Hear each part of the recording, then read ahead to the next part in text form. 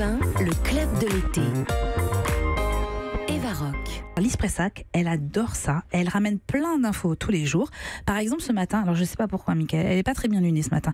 Elle me dit qu'il y a un combat entre les Eagles et Michael Jackson. Oui, mais c'était un combat entre ça.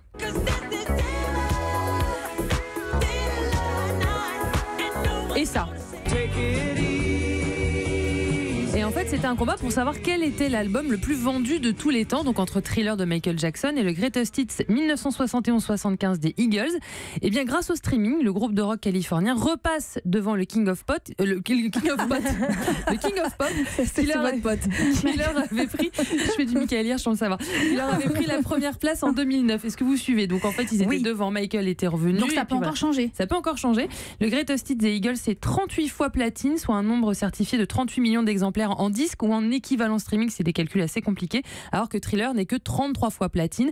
Pour faire de nouveau bouger ce classement, c'est possible, il ne reste plus qu'à streamer à l'infini cet album culte de Michael Jackson. Je suis plus Michael que Eagles. Bah alors, Michael ou les Eagles? Michael. On est d'accord. Bah oui, je suis d'accord aussi. Bah oui. Michael. Donc, je crois qu'il y a une affaire de génération aussi là-dedans. Mais non, mais les enfants adorent Michael Jackson. Oui, non, mais c'est ça. Je pense que les Eagles, ce CD-là des Eagles, il date de quand? De 71-75. Mais alors pourquoi ils gagnent en ce moment? C'est pas possible. Parce que ça y est. Il y a un club de fans qui a dû se mettre sur toutes les plateformes. Le problème, c'est qu'ils se sont reformés, ils sont sur scène, ils ont cet avantage-là par rapport à Michael Jackson. Ça, c'est vrai. Ça, c'est une bonne raison. Argument. Tous les gens qui aiment Michael Jackson.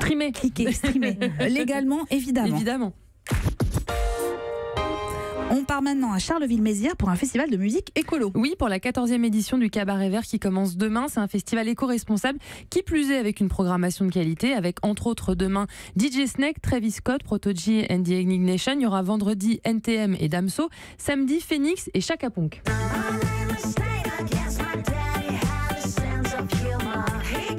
Allez voir Chaka Ponk en concert. Il faut les voir sur scène. Vous êtes d'accord, Mickaël? Ouais, c'est mortel.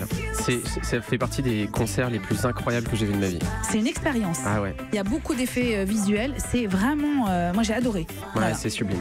Il passe dans tous les festivals, vous pouvez pas les louper. Et il y en a pour tous les goûts, puisque dimanche, il y aura Stéphane Echer et les Négresses Vertes.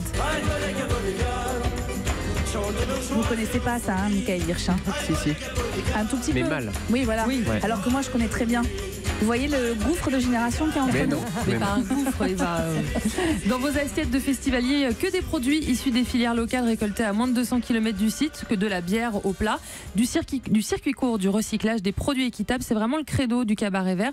Avec nouveauté cette année, une scène alimentée en énergie renouvelable. Voilà, c'est très écolo. Il y a également une programmation BD avec près d'une quarantaine d'auteurs et une programmation cinéma avec près de 80 films internationaux à voir pendant tout le week-end.